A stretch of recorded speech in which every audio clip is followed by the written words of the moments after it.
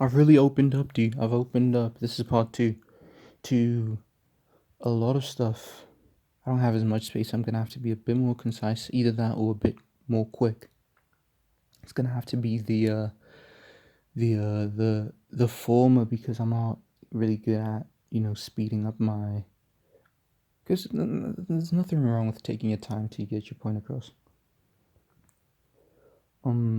Yeah, warmed up to a lot of stuff that I initially wrote off, such as having two pedals with the same color next to each other. There was a point when I did not even want to dream about that. Now I've got two pink pedals next to each other on my theoretical board. Saying theoretical board sounds lame. I don't know. But yeah. Um a guy can dream because a lot of this stuff is expensive. But I'll have it, dude. I'll have it. Um yeah, there was a point I wouldn't even dream about that, bro. I'd go out of my way, even if it affect. I was never big on signal chain anyway, and how pedals flow into um each other and stuff like that. But I would go out of my way to put a pedal in between them just so that I could break up that pattern. Now I love it actually. It's cool. I've warmed up to MIDI like I spent like I just explained for like 12 minutes. I warmed up to the idea of having a gadget on the board with multiple foot switches. There was a point when there was a point when I really didn't want to see that. Because the most I allowed a gadget of mine to have was like two. You know what I mean? I don't want to see a single device with a bunch of foot switches because I associated that with loopers, with multi effects, with like these very lazy devices, which is weird because they actually do a lot. I don't know why I ever thought they were lazy.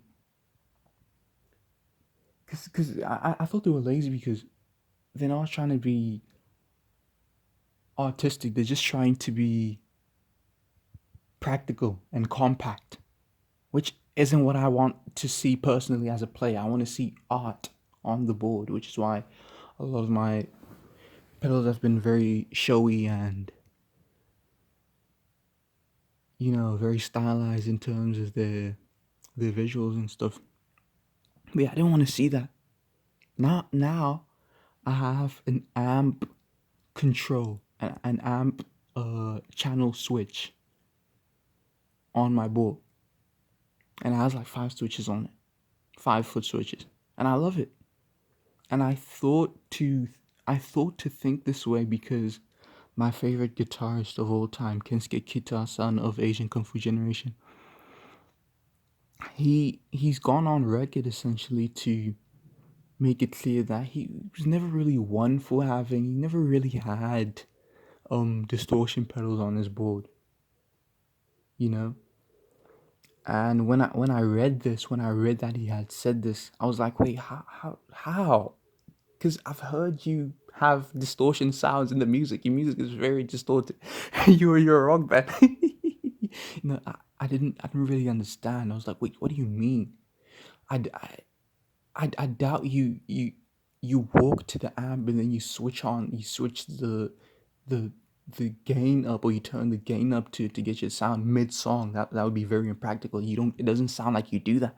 So in my mind I was like, in my very inexperienced mind and unknowing mind, I was like, dude, how do you do that? And then it dawned on to me, thanks to him, that you can use controls that come with your amp.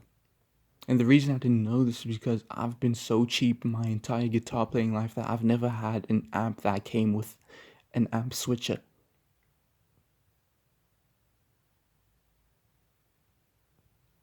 And I've bought stuff brand new from the store. I guess the amps that I could always afford were never, never came with the amp switches. I was always just that broke. But that's besides the point, you know. So I was like, holy smoke, that's cool. I've and then I adopted that way of going about my gain sounds since then,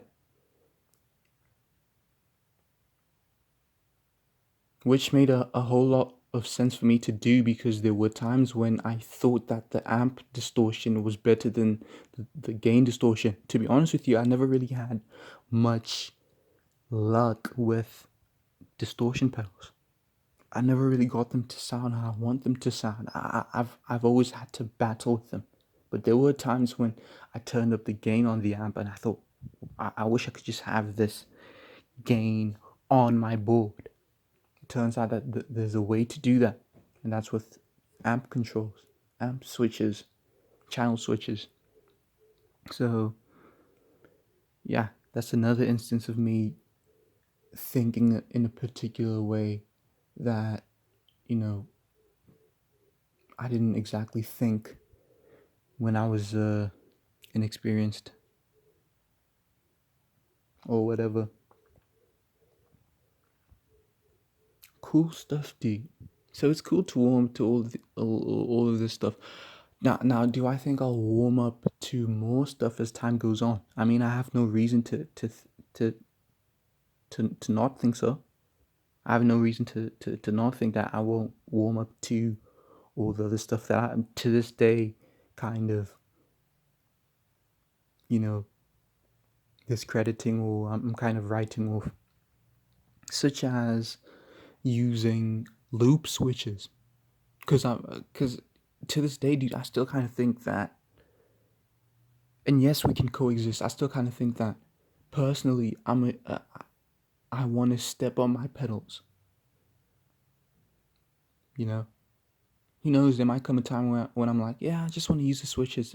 It's convenient, and I know why people use them because it's convenient. But I want to step on my pedals. You know, I bought them. I want to step on them.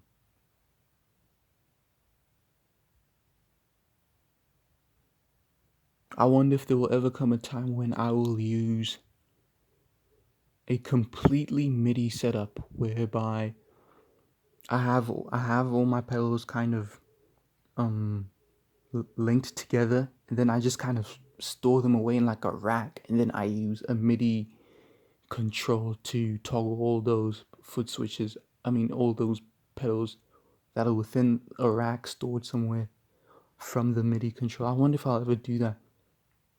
I don't think I will, but then again, I never thought I'd have two pedals of the same color next to each other. The foam space is gonna die again. But yeah, thanks for listening.